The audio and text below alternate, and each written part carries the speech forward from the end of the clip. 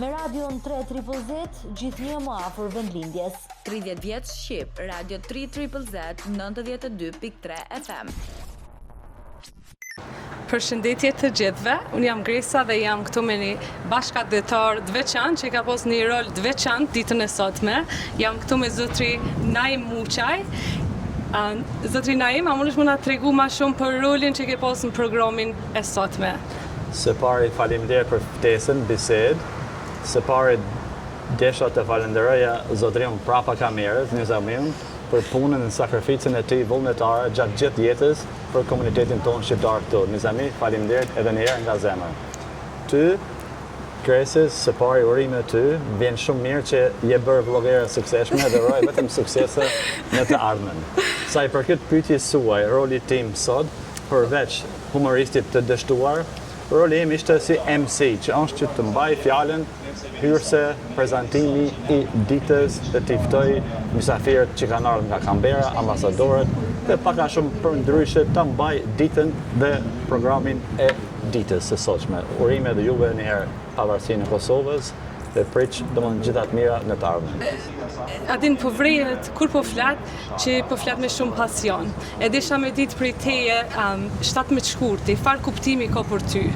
Po 17 shkurti, si për çdo shqiptar, ka kuptim historik, jetësor, se ne shqiptarë, domethënë kemi bërë sakrificë, kemi sakrifikuar, edhe pak a shumë përveç ne që jemi rritur këtu, ata që janë rritur andej, gjithandej, jo vetëm në Kosovë, por kudo që ka shqiptar, kanë vuajtje shekullore.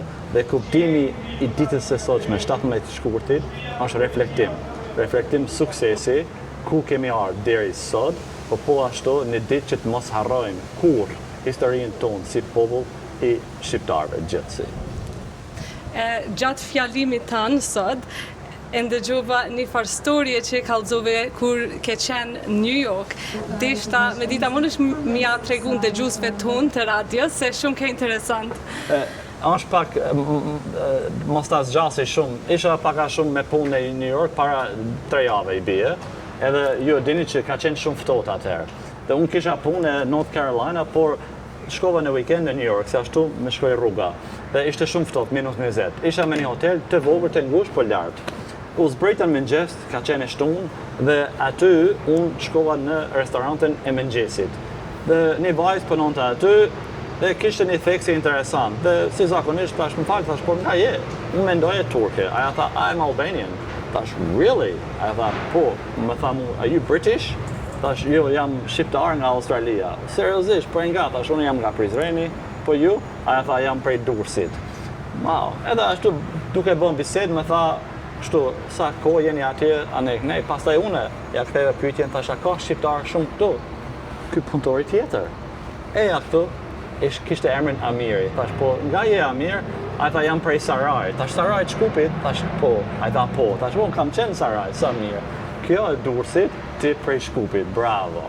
Nëse, më ndihmuan aty, nuk ma morën pagesën. Më thanë, it's on the house. Thash, merr një pagesën se ju këtu keni edhe me bakshish e gjitha.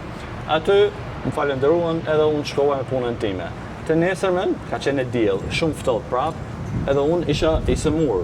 Kisha frikë që mos kisha Covid. Shkova pak vonë. Faktikisht, Amiri e përfundonte ndrimin, ishte afër orës 12. Dhe i thash, Amir, thash, mos ma sjell një finxhan me ujë nxehtë, val, ma sjellish. Ai tha, prit se vjen një punëtore tjetër. Okej. Erdhi një punëtore tjetër, unë shoh ata flisnin shqip. Edhe më erdhi ajo vajza tjetër, jo ajo e Durrësit, kjo tjetër, përshëndetje, prej nga jeni, unë jam prej Tuzit. Tash Tuzit Malit Zi, po. Tash sa mirë, tash unë Naimi nga Prizreni, edhe më tha, çfarë do pish? Tash vetëm do ujë, pak ujë të nxehtë, ta qes një çaj, edhe kam frikë që të më ikë sëmundja. Edhe aty më ndihmoi, ajo tha, kjo të qet në gjumë. Shkova në dhomë, e pita çajin, edhe u zgjova pak vonë, pas dite ora 7:30 aty ishte. Edhe unë po di, unë di që ajo do ikë, domethënë orën 8. U zbrita po shpejt, si shqiptar, u zbrita shpejt, tash ta kapi shqiptarin aty punëtoren të më ndihmoj. Prap.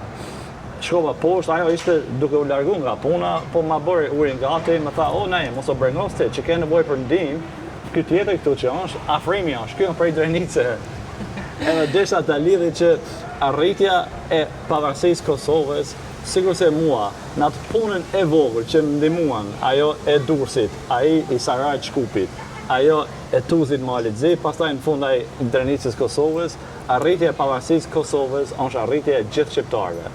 Mendimi jam Kosova do ishte jetim pa ndihmën e gjithë shqiptarëve. Anën bën, jo vetëm trojeve tona etnike, por edhe shqiptarë që janë jashtë në diasporë. Kështu që urime juve edhe një herë pavarësinë e Kosovës, edhe ishte një ndjesi, një prallë e vërtet, e veçantë, edhe më erdhi tepër mirë te mi, pa dyshim.